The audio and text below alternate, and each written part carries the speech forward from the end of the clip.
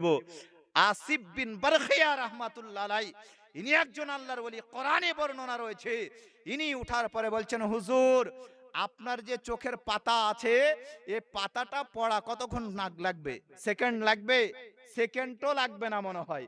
চোখের পাতা দাঁড়িয়ে আছে, পড়বে নিচে, সেকেন্ডও লাগবে না। একবার দেখুন চেষ্টা করে, কত সেকেন্ড লাগছে? লাগছে না। সেকেন্ডের আগে বলে আপনার চোখের পলক পড়ার আগে আগে বিলকিস রানীর সিংহাসন আমি আপনার দরবারে, আপনার সামনে এনে উপস্থিত করে দিব। জোরে বলেন সুবহানাল্লাহ। আসিফ বিন বারখিয়া রাহমাতুল্লাহ আলাইহি হযরতে সুলাইমান নবী আলাইহিস সালামের অর্ডার পাওয়ার পরে তিনার চোখের পলক পড়ার আগে আগে বিলকিস রানীর সিংহাসন আজকে হাজার হাজার কিলোমিটার দূরত্ব থেকে সুলাইমান নবী আলাইহিস সালামের সামনে এসে উপস্থিত করিয়ে দিয়েছে। জোরে বলেন সুবহানাল্লাহ। এ পাওয়ার কার? আল্লাহর ওলিদের পাওয়ার। এ পাওয়ার কে দিয়েছে? আল্লাহ দিয়েছে।